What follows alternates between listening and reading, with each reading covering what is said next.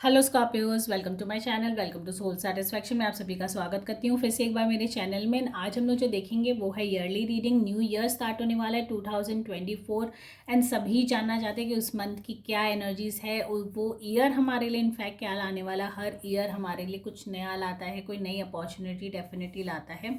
तो आज हम लोग जो देखेंगे वो है लव रीडिंग। गाइस मैं बता दूं, एक जनरल रीडिंग है, कलेक्टिव गाइडेंस है मेरे सारे व्यूवर्स के लिए। तो इस वीडियो को एंड तक जरूर देखिएगा। अगर आप कनेक्ट हो रहे हो, रेजोनेट हो रहे हो तो मुझे कमेंट सेक्शन में ज़रूर बताइएगा।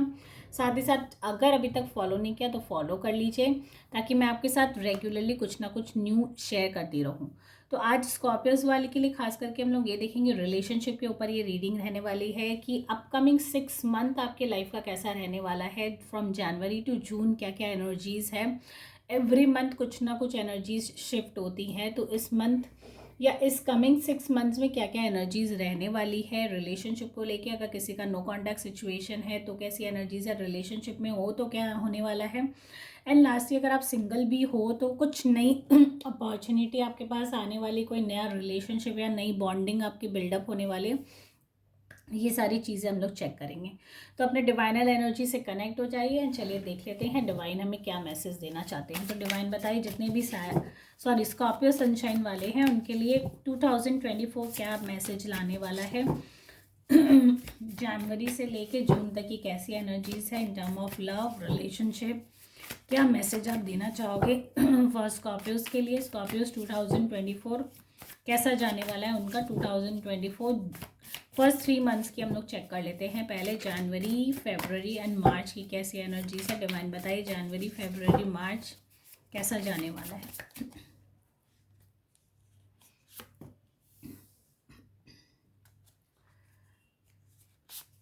तो क्वीन ऑफ स्वॉर्ड्स की एनर्जीज आ गई, साथ ही साथ द हायरोफेंट की एनर्जीज है and 5 of cups. Okay, so scorpion space basically अगर मैं बात करूँ, क्वीन ऑफ स्वॉर्ड्स बहुत ही प्रैक्टिकल होने वाला है आपका ये मंथ। जनवरी मंथ जो बिगनिंग ऑफ द मंथ है, बहुत ही क्लियर विजन रहेगा आपकी लाइफ का। एंड जो भी डिसीजन रिलेशनशिप को लेके आप करोगे बहुत ही प्रैक्टिकल रहोगे। यहाँ इमोशनल इन्वेस्टमेंट मुझे लगता है आपका थोड़ा लेस रहने वाला है। चीज़ों को बहुत ज़्यादा इमोशनली अगर आप हैंडल भी करते हो तो हो सकता है वो डिफ़िकल्ट सिचुएशन आपकी लाइफ में हो जाए। थोड़ा सा आपका ऐसा नेचर होगा कि थोड़ा ओवर रूलिंग, ओवर पावरिंग आप हो सकते हो। ये भी हो सकता है कि जो भी डिसीजन रिलेशनशिप को ले बहुत प्रैक्टिकली लो आप, ठीक है। बहुत ज़्यादा इमोशनल अटैचमेंट उसमें नहीं होगा।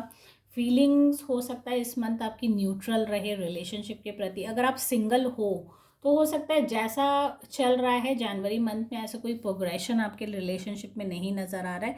बट हाँ, डेफिनेटली आप बहुत प्रैक्टिकली चीज़ों को ले सकते हो रिलेशनशिप टर्म्स को, कि हाँ ठीक है, अगर अरेंज्ड भी होता है या अगर रिलेशनशिप नहीं भी बिल्ड होता तो मतलब you are okay with it. मतलब वो सिचुएशन ऐसी रहेगी जनवरी मंथ इस कि ठीक है, एक क्लियर विजन है कि मुझे इस टाइप का लाइफ पार्टनर चाहिए या ये चाहिए, तो मेरा विजन क्लियर है।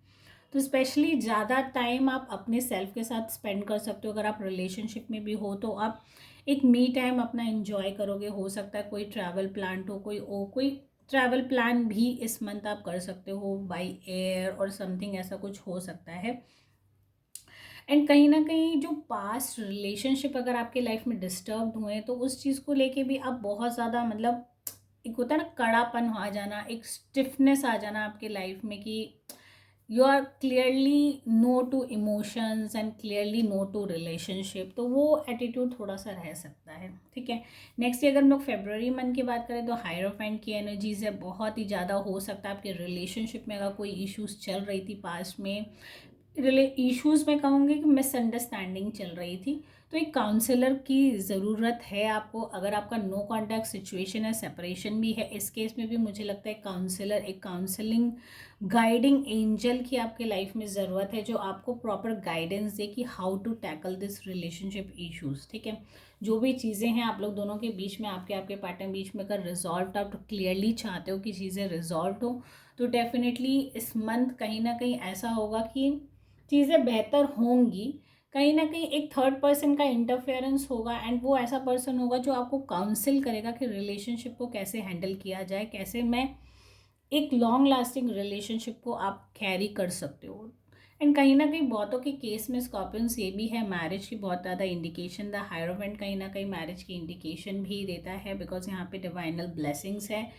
तो हो सकता है कि फैमिली एंड खासकर अरेंज मैरिज का यहाँ सिचुएशन ज़्यादा बन रहा है, बिकॉज ये रिलेशनशिप एंड लव रीडिंग है। तो मैं कह सकती हूँ कि द हायरोफेंट अपने आप में एक अरेंज मैरिज की इंडिकेशन भी देता है, एक हैप्पीएस्ट मोमेंट है, एक काउंसलिंग वाला। और ये हो सकता है कि डिवाइनल ब्लेसिंग्स इस मंथ आपके रिलेशनशिप को डेफिनेटली और ज़्यादा लगेगी। जितना आप स्पिरिचुअली कनेक्टेड होगे, जितना आप लोगों की मदद करोगे, नीडीज़ की हेल्प करोगे, तो मुझे लगता है ये मंथ आपको और ज़्यादा फ्रूटफुल रिजल्ट्स मिलेंगे रिलेशनशिप को लेके।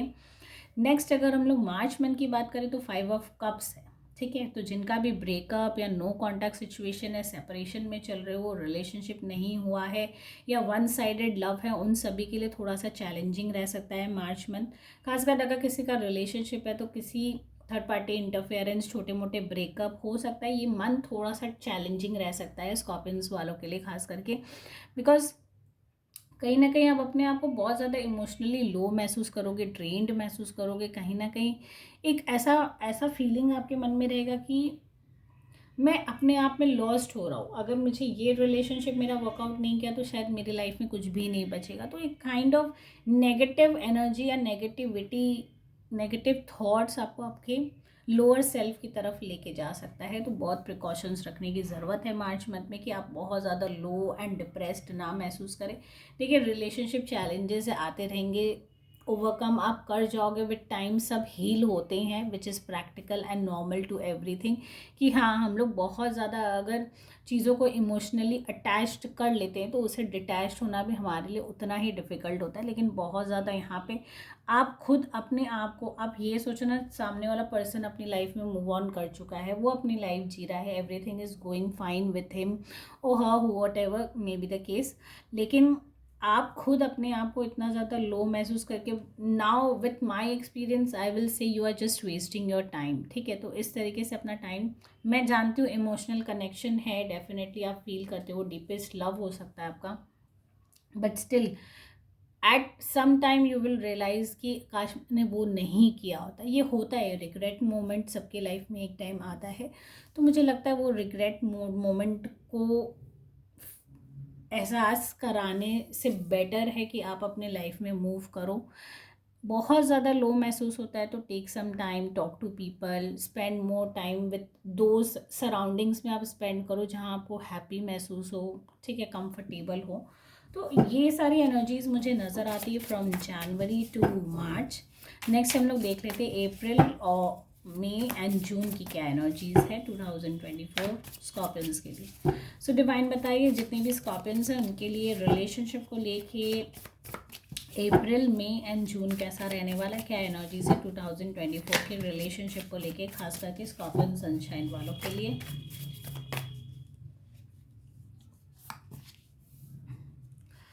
ओके, 8 ऑफ सोर्ड्स की एनर्जीज है। अगर आप देख रहे हो प्रीवियस कार्ड से आपको रिलेट कर सकते हो। 9 ऑफ पेंटिकल्स की एनर्जीज नज़र आ रही है नेक्स्ट मंथ में, एंड द लवर्स का कार्ड।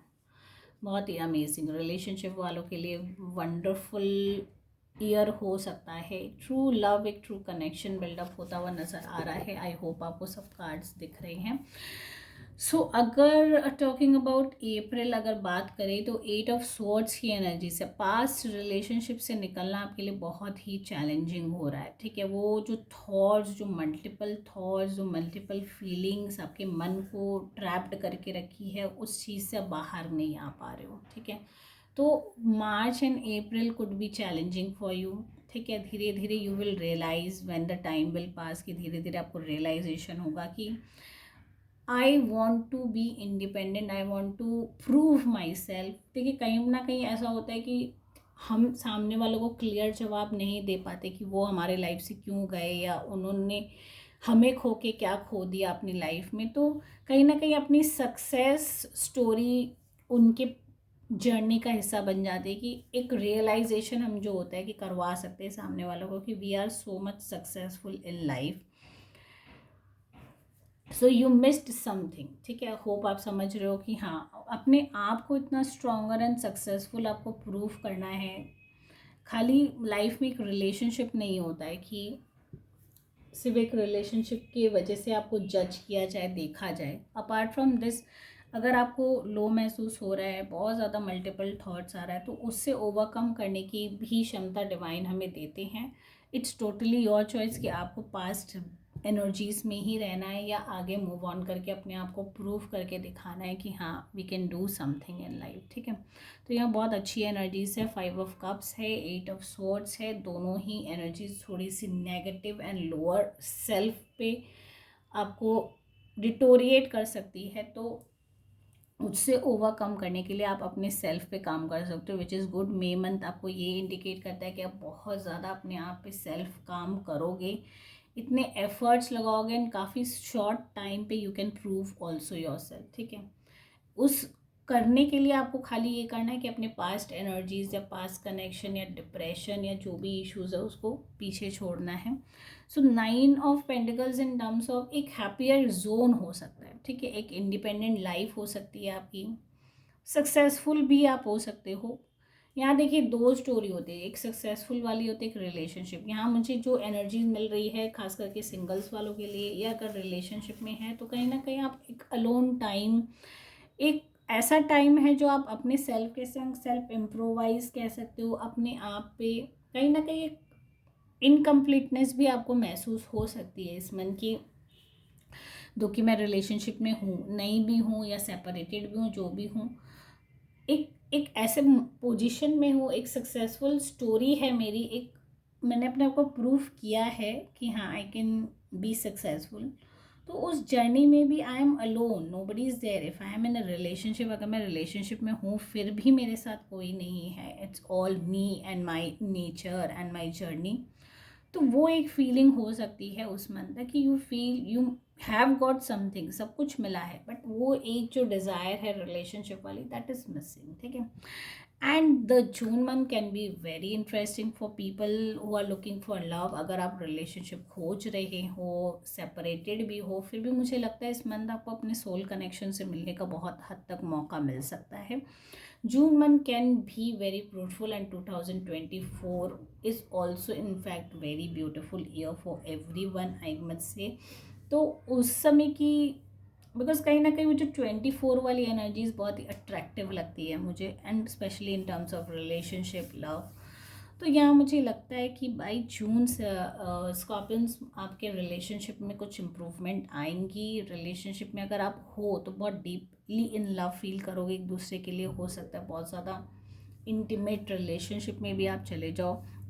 नेक्स्ट ये हो सकता है नए लवर्स मिल सकते हैं, प्रपोजल्स हो सकते हैं, सिंगल्स वालों को कोई मिल सकता है। तो very beautiful energy and very beautiful year, soul person से मिलने का बहुत स्ट्रॉन्ग इंडिकेशन है आप सभी के लिए।